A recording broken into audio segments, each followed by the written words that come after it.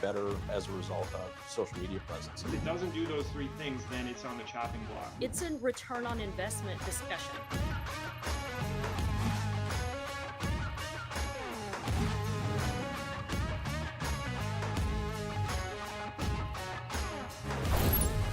Hey everybody, welcome back to another episode of the Daily Dealer Live. I'm your host, Sam Dark, and today I'm broadcasting live from Midtown Manhattan, the new 270 Park Avenue, Chase's headquarters, and home to this year's Chase Automotive CEO Summit. More on that in a moment.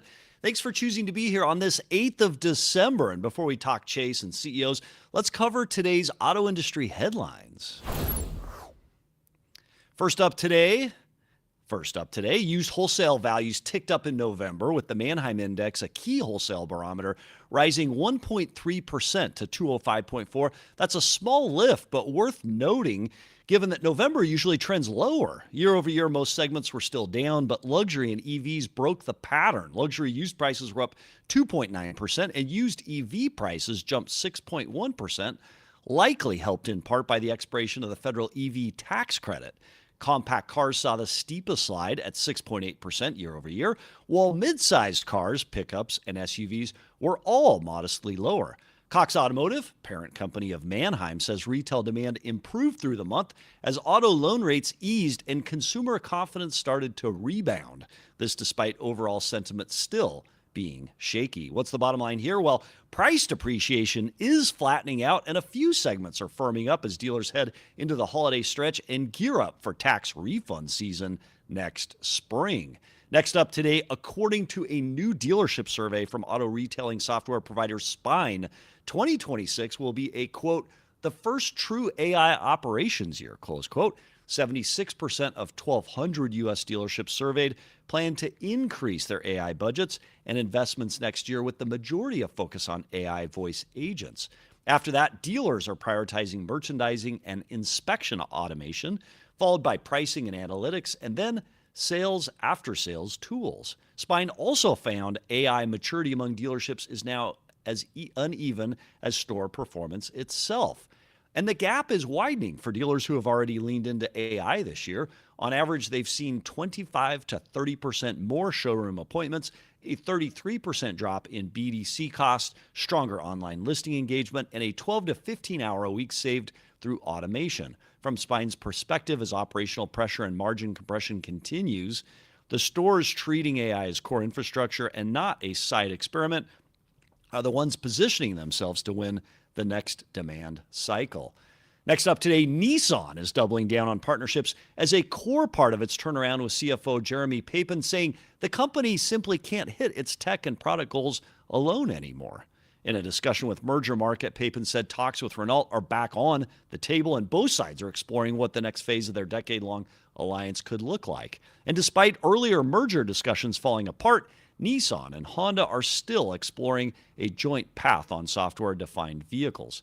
Nissan's also looking outside the traditional OEM circle too, building on new tech alliances like its deal with Wave for autonomous driving software. However, tariffs are shaping the strategy as well. Nissan has lowered its expectations as U.S. tariff impact and is now reworking production flows between China, Mexico, Japan, and the United States, including plans to shift more road production stateside.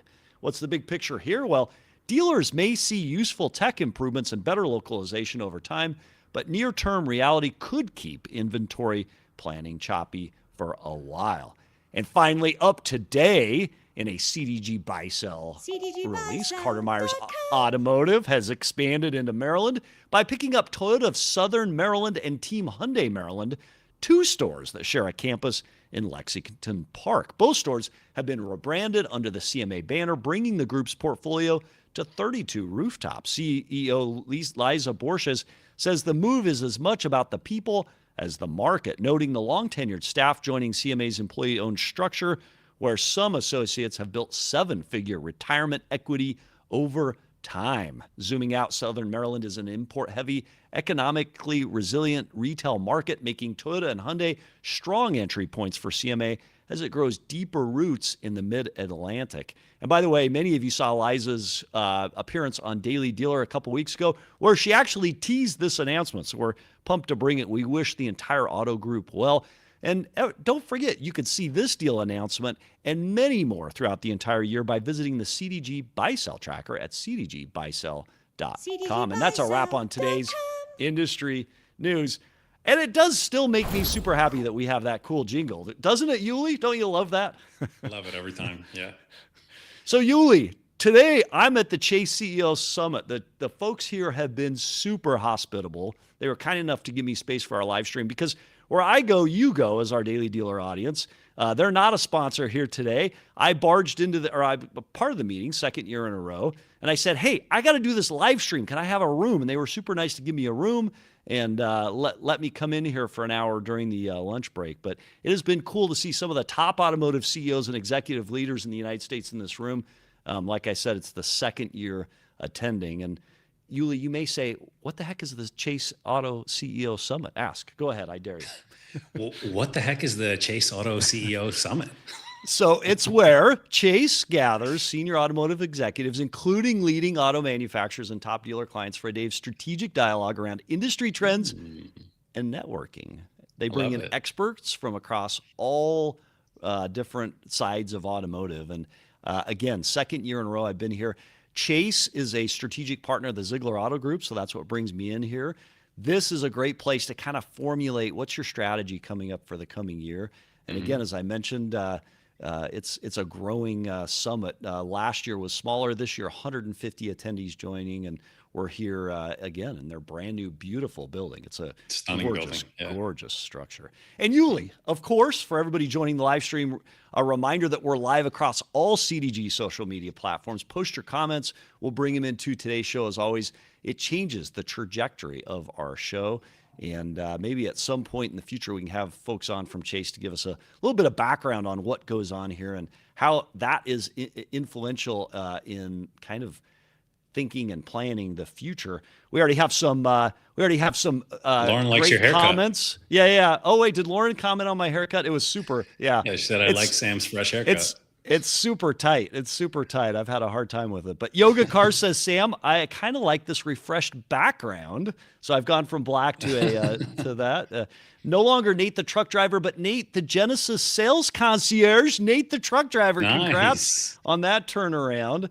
And then Andre, this is finally nice quality, still need better mics. So, all right, we're going to up our game in the mic category at some point here, but we appreciate you for commenting on. So, all right, let's dive into our first guest today, Yuli.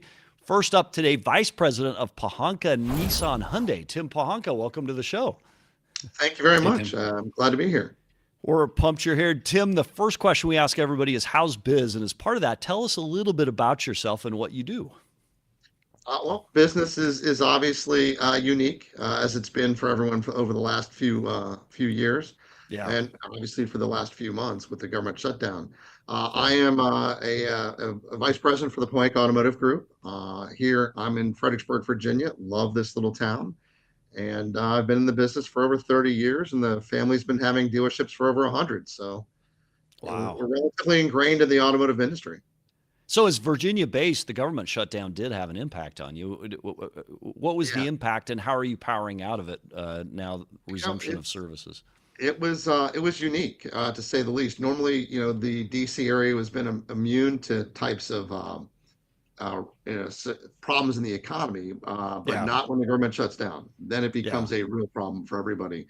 Appointments were getting canceled. Customers were putting off maintenance. They were putting off buying cars.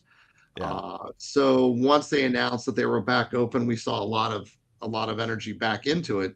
But there's still people concerned, whether or not they're going to extend it in January, and whatnot. It's been a unique time to be in Virginia for sure. Yeah, and government shutdowns aren't new. Does this resemble from a economic pain? Does it resemble prior shutdowns, or is this different just because of the duration and kind of the uncertainty surrounding the next one? I think a lot of it's becoming the fear keeps growing with each one. And the frequency by which they are starting to happen more or often. Once the shutdown was once in a blue moon, and now since with all the problems that we're having up in Washington, they're more frequent. And that frequency, I think, starts to scare a lot of people. Paycheck to paycheck is tough for people to live. Yeah. So you are a Nissan and a Hyundai dealer in your footprint, and you do something pretty unique. You've told your customers you don't need to come in for an appointment. Just come in, and we'll take care of you. Wow. How on earth does that work, Tim? Like that sounds like a fixed ops director's worst nightmare. It can be, and it's not just me and my footprint; it's the entire Pohanka Automotive Group, Wow. and it works out very well. When you think about it, your car doesn't break on an appointment, Yeah. so why should you have to come in on an appointment?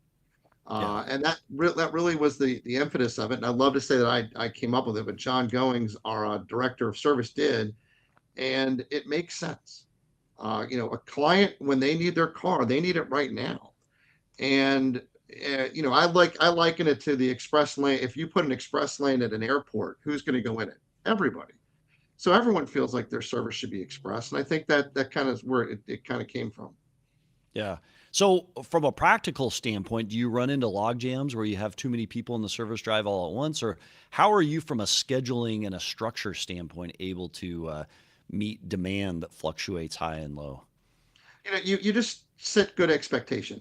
That's really where it starts in the lane, as you set expectations. If you're having a busy day, you let clients know we're having a busy day. We've got loaner cars, we've got Uber, we've got Lyft, we've got a shuttle service. There's any number of ways to make the repair more convenient for the consumer. You just have to be willing to say it up front. And consumers appreciate that. If you tell them, hey, we're busier today than normal, they're going to work with you. If you don't tell them that, then their expectation is going to be different. Right. So really, it starts with expectations in the lane. How has the CSI, which is the ultimate metric, right, customer satisfaction in the service lane, how is that impacted by this strategy? And how long have you been doing it? We've been doing it for probably 10 years. Wow. And Okay. CSI is fine. I mean, could it be better? Yes. Could it be worse? All those things happen. When it comes down to it, CSI is really a function of how well the advisor interacts with their client. Yeah. I think it's a less on everything else that happens in the dealership, and it really goes back to person. So from a CSI standpoint, I don't think we're suffering any more, any less, any higher or any lower than any other regular dealership. It just goes back to that one-on-one transaction. Well, let's stay in the service department for just a moment. So you've been known to say most dealers don't focus enough in fixed operations right now. Why is fixed ops a hidden gold mine for dealers, and what should dealers be paying more attention to today that maybe they're not? They need to be paying attention to everything that goes on in fixed ops. I mean, service sells cars. They sell the second car. They sell the third car. Mm-hmm. It's a great profit center if you're doing it right. Too many people have come up through the sales end, like I did, and haven't spent enough time in the service end to really understand what goes on back there. When you look at the opportunity to grow people, to grow customers, to connect, the service department's really where it's at. And then you really have to understand your numbers back there. You have to remember that your advisors are salespeople. We don't treat them that way. We treat the advisors as just like a teller. And that's not. They need to be engaged with talking about what services customers need and why they need it, and engage with them. So when you talk about that engagement, is there any particular type of training program that you engage in with your teams to help keep your service advisors, maybe even your technicians, well trained on how to interact with the customer? Because it is a customer-facing sales job. Well, we took our training manual from the sales department and we moved it over into the service department. You just change the word sales and you put service into it. You change the word sell a car, sell a service. It's amazing how they come together and they work out. That was the first thing we did. And the second thing we did is we aligned pay plans along the way a finance manager's pay plan would be. Here are your objectives and key categories. Now we know you're going to talk about those items with the client. And lo and behold, we've seen huge increases in our production. When you look at the technicians, we've got our technicians buying into a video MPI. Video MPI has been a huge game changer. All right. So we talk a lot about the video MPI on this show, and it's interesting. I've had some people, I did an industry spotlight with a dealer, and he's like, look, you talk a lot about the video MPI. He's like, we're 80%, 90%. He said, I don't understand a dealer that could be less. But they are out there, and I'll go through stores and I'll hear, hey, we don't really do it. The technology doesn't work. The technicians don't understand it. They're uncomfortable with it. Who do you use for your video MPI? What's your percent? And what's the biggest objection to utilization you see, and why is it not a good objection? Well, I just got a report from our OEM partner that we're at 94%. Wow. So that's, Yes. there was that. We saw easily a 4/10 lift year over year in our hours per RO. And we can attribute that to lots of different things, but video MPI plays a huge part in it. The technology is fine. We're partnered with Xtime. The biggest objection we have, obviously, is, hey, we're not accustomed to using it, or I don't want to do it. I've never done it. It took some hard decisions, hard talk, conversations with key people, and it came down to this is the direction that the job is going, and if you don't want to do it, then hey, we're going to have to part company. It's good for the consumer. It's transparency, right? It's transparency and ultimate communication. Yeah. It's good for the dealer. It's good for the technician. When you have a 3-leg thing that works for everybody, that's a win-win-win. You have to do that. And I think that's the future of what we need to do. We need to get back some belief and trust. And that's a big deal. Tim, I have a quick question on that. Are you using props? We see a lot of successful stores that have, a cart set up with, clean filters, clean fluids, and things like that to give that comparison. We're not yet. We're getting ready to work on how to build out a standardization for some of the more common ones. And then more importantly, how to discuss some of the less common ones. You mentioned AI earlier today. AI can be a big help with coming up with, how to describe a repair to a consumer versus, hey, this is your widget. I have no idea what this widget does. Yeah. Why do I need this widget working? So those are things that we have a lot of opportunity with, and especially in fixed ops with using AI, and I'm excited about that. Some great comments online. Eager Superfan says Pohanka Lexus has great service and high CSI. Andre says video MPIs work. Funny enough, the customers still want to talk to the technician after seeing the whole video. I never mind talking with them when needed over the shop phone. And then we've got some viewers that are watching from different places, including Scott Simons from Abu Dhabi. Thanks for joining us from all the way over there. But truly, those videos create credibility and connection, and they back up what the technician sees. So I think it's a powerful tool.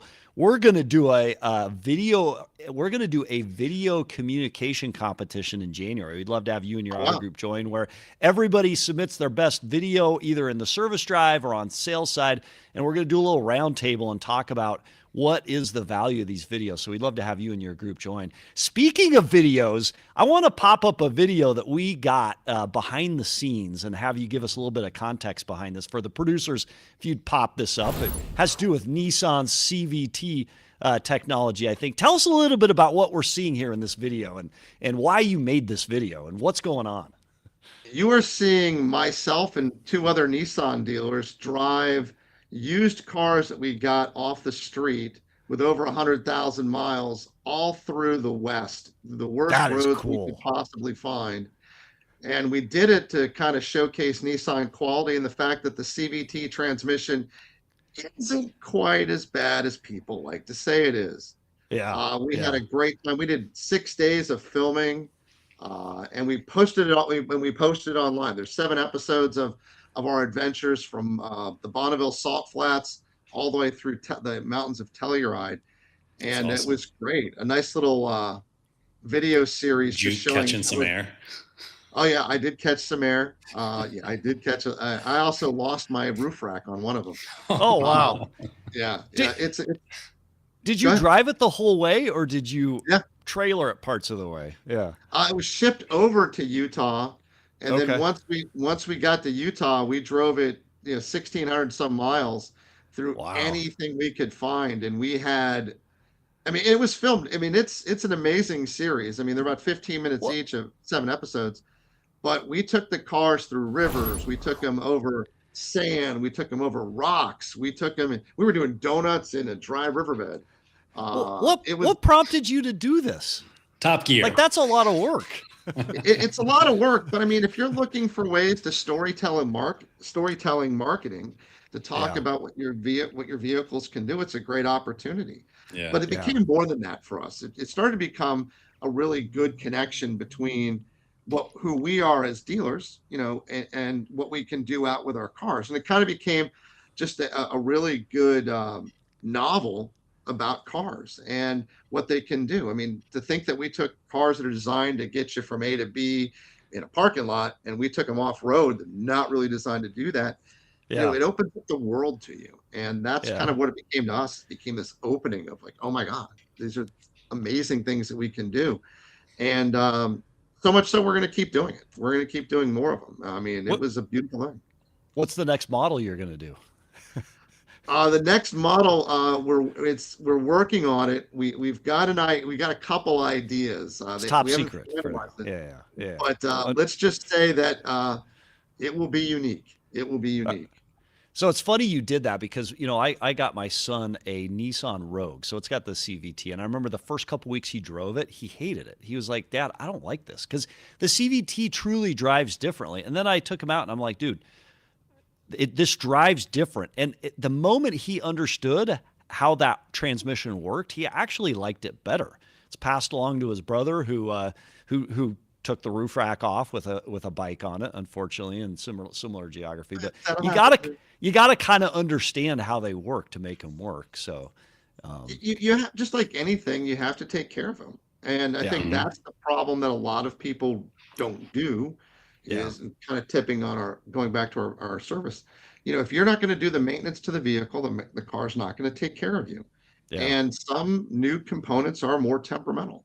Yeah. It's just how the things are. Cars are not built the way they were in the past. We have to do things. You have to do preventive maintenance. Fluids are designed to cool things for a reason and to lubricate them. I mean, heck, I didn't realize there's EV fluid. Who would have thought that? So yeah. So some good comments online. Then I want to shift to Nissan. The Tour Detour says those CVTs put in the work. We had so much fun with season one. Oh, he must be one of your partners in this, I guess, right? Must be. It's good. Yeah. Good to know we're being watched. Yeah. Eager K says most people are afraid of CVT transmissions because they don't understand how to service them right. That just supports what you're saying. If it's not as bad as people say, then back it up with extended warranty. CVT is the reason why Nissan is in its current state. I'd actually disagree with that. There are other manufacturers that have done CVT as well. So many provide standard warranties or longer warranties as a result. But a fair point. Nissan is an OEM that's under challenge right now. So tell us, you decided to make that for Nissan with Nissans. What's one thing Nissan's getting right, and what's one thing Nissan's getting wrong today in December of 2025? I think it's really Nissan's new process of coming back with Nissan One is the right direction. Let's be focused on selling cars. Let's not be focused on a million other metrics that are out there. So I think they've got that right. From a standpoint of what they're doing wrong, I think the things that they're doing wrong are things that were put in place a long time ago that they're trying to come out of. The hybrid situation is something that they're not right on right now, but they're getting there. I'm not one of those people who like to go around and naysay on what I think is working, is starting to work. Yeah. I bleed Nissan red and silver, and I'm glad to do that. I'm proud to be a Nissan dealer. As soon as we get hybrid technology here, I think that's going to be a big help for Nissan. Yeah. And the products are quality products. I mean, we just took 10-year-old cars out into the desert and beat them to death. Yeah. That kind of, no check engine light, anything else. That says a lot about where they are. Nissan as a manufacturer is not here because of this in the condition because of the CVT. They're here because of, unfortunately, making decisions and misreading the tea leaves on certain market conditions. Yeah. And Vinay really started to turn that in a positive direction. And his successor, I think, is continuing on it. He's going to be on the show soon. What's a question you might ask his successor when he pops in here? My question I'd ask is, how long are we going to commit to this type of program, and how do you get all of the dealer body engaged? And I think that's something that Vinay was interested in. I think that's something that Christian is very interested in. And now it comes down to how do you get your entire dealer body engaged in a program?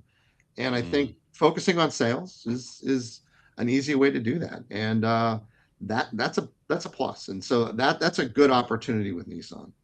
Yeah. Now, to shift us to Hyundai, one thing Hyundai gets right, one thing Hyundai gets wrong. It's a powerful brand right now. They're doing pretty well in the marketplace. Yeah, I mean, Hyundai's got it right on their cars. I mean, the car builds they're beautiful cars. They're coming out with the right product at the right time, and they're incentivizing, they're engaged in incentivizing. The only thing that I wish Hyundai would do more is do it more earlier in the month. I think Hyundai spends a lot of time worrying about catch up, and they can be a little bit more of a market leader. They already are in terms of who would have thought that they would be where they are. But their chairman's idea of wanting to be the most loved car company is an amazing goal. It's not the most profitable; it's the most loved. Yeah. So I think that is a beautiful opportunity in a market to define yourself. So I just wish that they would bring those incentives and that be a little bit more on that leading edge when they can. They did a great job during COVID, I will say, to be on the leading edge. So yeah, and you represent an OEM both with stair step. Like it, hate it, indifferent. I love it when I hit it. I hate it when I don't. Yeah. So, I understand it. I mean, it's something Nissan's done for generations. So it's nothing new. Yeah. I just think, again, it goes back to dealer engagement. You can't have a certain segment of your dealer body engaged. You want everyone. If you imagine if you can get 80% of your dealer body engaged in a program, what success would you have? Huge. Yeah. Yeah. Well, Tim Pohanka, Vice President Pohanka Nissan Hyundai, we appreciate you being on the show and sharing us this awesome pattern, like no schedule service. Like I think you're going to find a lot of dealers maybe reaching out and trying to understand that a little bit better. And then that cool video. Where can our audience go to see that video if they want? Is it on YouTube anywhere? Yeah, it's on YouTube, or you can go to the website to thetourtotour.com, follow, share, subscribe, all those great things that we like to say. But, it is important, and it's important to get out there a message about the car industry that's not, focused on just buy. It's about who we are as individuals. And Tim, are you the next Top Gear? That's the question. I would not be ashamed if someone wanted to come to me with Top Gear money and help us produce a show. That would not be a bad thing. That would be a fun That's a work of art. Tim Pohanka, thanks for being on the show. We appreciate you. Thank you very much. Thanks, Tim. And to our loyal listening audience, as Tim said, if you're listening, if you're tuning in and you enjoyed today's content, there's a great way without cost. You can support the stream. If you're on X, YouTube, Instagram, LinkedIn, hit that like button, hit subscribe, follow the page if you haven't already. You probably have. And go check out Tim's content. You can support his as well. I mean, I saw that video and it just made me happy. It's fun it looks awesome. It's fun to see dealers just out doing something really cool and enjoying life. Like to take a couple weeks off and go drive around and was it a Rogue? I don't know what it was, but whatever he was in. Looked like a Murano, a Pathfinder, and a Juke. Yeah. Actually, the Tour Detour says Top Gear Mythbusters combo. Like it makes you happy to see dealers out having fun in the stuff we sell. And by the way, Yuli, that's what automotive is. So it's selling dreams. It is. I'll tell you what, if I'm a little kid watching YouTube, I'm watching a video like this and I'm like, I can't wait to buy one of those cars. Yeah. So, all right, let's talk cars.com. Before we go to our next guest, today's episode is brought to you by Cars.com, the #1 most recognized marketplace brand, helping your dealership show up and stand out to the most valuable car shopping audience. You can scan the QR code there for more information. You know what we ought to do is we ought to get the Cars.com CEO. We ought to get Tim together and we ought to go do just a road rally somewhere. I want to be part of that too. But I'm going to tell you, it needs to be on road, and I'll bring something from our Ferrari store for that, from Lake Forest Ferrari. Anyway, Cars.com, thanks for supporting today's content, including that great conversation with Tim Pohanka. We appreciate him bringing his no-schedule service on. So thank you, Cars.com, for supporting today's show. Sam, I'm telling you right now, if you do that, you don't invite me, we're going to have a problem. Yeah. Well, you know what? We just got to figure out how we get all the YouTube cameras and we fix them all. And I actually think that'd be a heck of a lot of fun. You figure out the cameras, I'll help you move the cars. The only part I'm not doing is I'm not camping. Anybody who knows me, I don't camp. I'm not doing tenting. I'm not on a mattress, nothing else. All right, next up, we're going to go straight into president and co-founder of 111 Motorcars, Jeremy Scats. Jeremy, welcome to the show. Thank you, Jeremy. Thanks for being here. All right, first question we always ask, how's biz? And what do you do in the world, Jeremy? Tell us a little bit about yourself. The easier answer is what we don't do. We do storage. We have a private car club. We do sales, consignment, service. We have event space. We do car shows. We're a part of the car culture, the car community. But it's easier to say what we don't do than sometimes what we do. Yeah. Well, you focus on used cars. Plus, you're a Pagani dealer, you mentioned, right? Which is high-end luxury import, which is pretty cool. What does hospitality mean in a used car store like 111 Motorcars? How does hospitality play into what you do, Jeremy? Everything. It's the foundation for what we are and foundation for how we build the culture and the entire 111 concept. Because with us having 3 bars in the property, with us having, the event space, we have to kind of go back and look at the car dealership experience differently. We kind of blow it up from the ground up. Change the sales process to be more of a concierge level business. And if you're going to look at a concierge level company, like a Four Seasons or a fine dining establishment, the first thing that you think of is hospitality. And that's the core principle that we build this brand on. Yeah. All right. So you are an independent used dealer. You sell used, plus you have a lot of focus around experience and hospitality and ancillary businesses that support that. The used car business is getting tougher, not easier. What's your best source for getting used cars today as an independent in December of 2025? People, our relationships. So I've been in the industry for a number of years. Rob Lauder, my main buyer, he's been my wingman. I go back, we worked at a BMW dealership together 20 years ago. So the relationships we have within dealerships around the country, a Toyota store in Mississippi, a Ford store in Kentucky, all the area Tennessee stores. If they know they can trust us and I'm going to step up and give them the right bid, that is one gigantic source. But then you take that and combine it with our people. Our customers are out looking. Like, I get calls and text messages every day like, hey, this guy's wanting to sell this 2005 M3. This guy's got a 993 Porsche. Like, our customers are out there working for us. But at the same time, if we do this right, some of the events, like we do a monthly car show called Cars and Caffeine. We host regional Porsche concourse events. We host regional car shows here in the Middle Tennessee area. Every time we host an event, someone tells me somebody who's got a car for sale or something they want to check that out. Yeah. I also do a lot with estate planning. So, I mean, but Jeremy, what is this facility that we're seeing here right now? This massive indoor facility. That's our showroom. You're flying over the storage. You're flying over part of the lounge area. Wow. Now your Pagani dealership is to the right. So you'll see a couple Paganis to your right. So are you franchise Pagani or you just collect a lot of Paganis and sell them? No. So Pagani of Nashville is a tenant. Pagani of Nashville's dealer license. Got it. Is inside my building. How does that work? So you can sell their cars as a licensed. How does that work? I've never heard of that before. They can. So okay. Yeah, Vincent his long-standing relationship with that brand. They reached out to me in the spring of 24 as I was trying to build this concept with Mitch and Benny and Chad, and as we kind of started to get the foundation here, having brands like Pagani and having some other companies. We'll announce a few things in 26.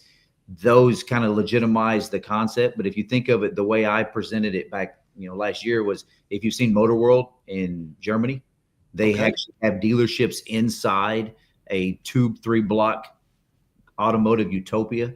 They have restaurants and hotels and event space, Mercedes Museum. That's kind of what my vision was when we started this. And then when they stepped up and joined the campus, it kind of, made that dream come in reality. Cool. Well, it's fun to see your vision unfold. Used cars. So you said relationship. To a dealer listening, right? Understanding where you come from as an independent. Again, acquisition used cars, it's job number one in today's world for any franchise dealer, but also for a non-franchised. Relationship goes so far, but then you got to you got to acquire those. So are you acquiring most of your used inventory from franchise dealers and they're selling to you? Or do you have a department that's calling up customers and buying used cars off the curb? What's your model as an independent without access to that new car flow to get used cars?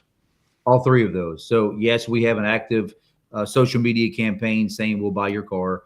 We have the, obviously on the website, but I'll go back to the events. The events we throw, on any given Saturday, once a month, we have 3,000 to 6,000 people come to one of our car shows because that breeds people calling me going, hey, because we become a trusted, I don't want to say expert, but you can use that word. And so people within the community, the car community, they're giving us at bats, but we do buy from the auction, Smart Auction, Manheim. We pay, especially for the Highline stuff, you have to pay attention to those. I would say 45% of our inventory still comes from that, but the other 55% comes from the other dealerships around the country that, pre-existing relationships to sell us their inventory, as well as customers. So Mustafa asks, what % of your sales acquisitions are out of state versus in state? Unfortunately, right now, about 40%. I wish, because of the type of inventory, but very, very good question. Mufasa, and I was going to say Mufasa, like the Lion King. Mustafa. Yeah, Mustafa. Yeah. No, very good question. Right now, about 40% of our inventory is going out of state. Yeah. So what advice would you give to anybody looking to get into the independent business? Is now a viable time for it? Is it challenging? And then is your aspiration ultimately to become franchised, or are you going to lean more into the customized experiences you provide? We will try to franchise, but we will try to do that ourselves. But yes, we do want multiple locations because when you add the club aspect and the event side of this, it changes the entire dynamics of the dealership, especially the service side, because we have 17 service bays as well. But at the same time, the customer experience is so crucial that if we duplicate that, we have to make sure we have all of those processes defined. Because being an independent, we're writing those processes and those codes as we go. In terms of advice, I think, everybody's going to allude to this. I would have, if you don't already know this, if you're not already here, don't come here. Like, this is a very, very difficult space and time for an independent, especially when you look at the relationships from floor planning and banks. So if you're not already here and you don't have a manufacturer relationship to help you get here, don't come knocking. What's the toughest part, lending and whatnot, that you experience? That's the last question for today. What's the biggest challenge as an independent today? I would inventory acquisition and floor planning. I would think those two are the things, because as big floor plan companies do not want an independent. We have a GMC, we have a new car franchise, which helps us in that department for us.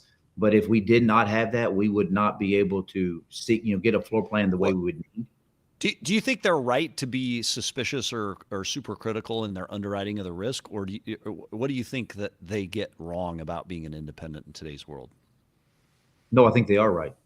Okay. So I think they just have to do their due diligence and make sure they have the experience. But no, there is, unfortunately, not everyone's doing it the way they should, and that's why they have those guardrails in place. But no, I think they are right to do that screening and have those limitations. Yeah. All right. Jay Hanley asks, with so much shipping fraud, are you arranging shipping, or do your customers arrange it? We arrange it. Okay. Yeah. Which actually, by the way, we know at our auto group, that's a huge red flag of fraud. And when the customer wants to arrange their own shipping, that can be a little bit of a challenge as well. You want to be able to have a little bit of end-to-end, but great question. And then Dan C is saying, is it difficult finding a floor plan source being a high-end independent dealer? And I think you answer that. Scott Simon says, do you do cars on consignment? If so, what percentage of your cars? I mean, obviously a huge showroom there. What percentage of the cars are on consignment? Percentage is low because I consign the customer, not the car. If we have a relationship and a trust with the customer, then the car is going to follow. So we consign the customer first, and as long as we have that the understanding and the mutual process agreement, then we will consign the car. But I would say percentage-wise, maybe 10%. Very good. There you can see this again. It's popping beautiful. Back through it. Jeremy, what's your inventory mix? Like from mild to wild, what are you stocking in there? The facility's stunning. This is going to be fun right here because you'll go into our private club area. This is our clubhouse. Really, the inventory mix is still, my best customer is a soccer mom. So like our inventory mix is still luxury SUVs, really nice curated SUVs to make sure we have, the Mercedes. Cool. Look at that. Yeah, so that's our clubhouse. That's part of our lounge and the 111 Motor Club experience. We do a lot of networking events. That room is also for our members. That room can be used for their special parties. Do you have a track outside? Not yet. No, the insurance. I don't want. There's other guys in the country that can have that one. You know, it kind of reminds me in the Chicagoland near Joliet, Illinois. There's something called the Autobahn. It's kind of a private, racetrack, and you have kind of these little. That seems to be something that's becoming popular, right? The little the car garages with a nice waiting area, a place to hang out on top, bar, restaurant, all that. If you ever have a show on that, I want in, because I have I have a lot of thoughts on that, and I have a lot of experience. They call us all the time wanting to come in and present their garage concepts to our clients, to our members, and to us because of the reach we have within the car community. But like, I would love to be on that show. So when you have it, tell me. Well, Jeremy Scates, we appreciate you sharing your perspectives on all things independent, the challenges of being one right now, sourcing, selling, floor planning used cars, but the interesting way you're finding to win in that challenging environment, including crafting that super customized experience. Lauren Klein says, hey, how do you become a club member? So, what would be your answer to that, Jeremy? At 111 Motorcars on Instagram. Lauren can send us a message. But no, it's mostly repeats, referrals. We have that's a whole process of how I've kind of built that model to give back to the car guys, to give the car guys that do this a lot, and we know who they are, give them a home and give them somebody who works with them and for them, as opposed to the conflict that they typically have at dealerships. But Lauren can find us on Instagram, and she can reach out, and we would be happy to accommodate. And Cal Chasno 13 says, can I come just hang out? That looks rad. I would assume you've got to have a membership, right? You can't just come be. You do, but at the same time, we're still in growth mode. So like, members can bring guests. We still have events. You say CDG, they may get in, right? So. Yeah, we'll give them a code for you guys. All right, very cool. Jeremy Scates, president, co-founder, 111 Motorcars, Tennessee-based. Appreciate you being on the show. Thanks for being here. Thanks, Jeremy. Speaking of clubs, we want to remind everybody we're getting super close to NADA. I don't know how many days we are out, but it's coming. Las Vegas, February 5th. Yuli, you looked up and I saw you counting. You were counting. Less than 60 days. Less than 60 days. Of course, the hottest ticket, NADA 2026, special guests, top automotive personalities. If you want to be considered for an invite, hit the link in the show notes, request to join. We'd love to see you there. Spots are limited, and unfortunately, we can't invite everyone. So RSVP today. We hope to see you there in Vegas. And cool show today. Appreciate Tim and his perspectives on all things Nissan and Hyundai and that cool video. I want in on the next one. And let's add Pohanka to our video competition in January. We're working right now to nail down the details on that. We'll release some information on that soon. And to everybody engaged and involved in the CDG circles out there, it's been fun to see the conversations that are ongoing right now. Guess what? The biggest topic of conversation I'm seeing in those circles today is it's vendor analysis, right? It's like, what is your tech stack? What could you reduce? Who are the good vendors? Who are those that probably need to up their game a little bit? And here's what I'll tell you, Yuli, as I see the quality of conversations that are going on in those groups. Conversations are up. Like, it is the quality of conversation that determines the quality of the relationship with vendors and each other and how we deliver best to our customers. And doing those analyses, I think, will be fascinating as we go through that. It'll be fun to see. We'll have some highlights from some of those conversations on upcoming episodes. And Yuli, to our entire Daily Dealer Live audience, we thank you. Thanks for watching. If you like what you see today, hit subscribe, hit like, join on the platforms you're watching on.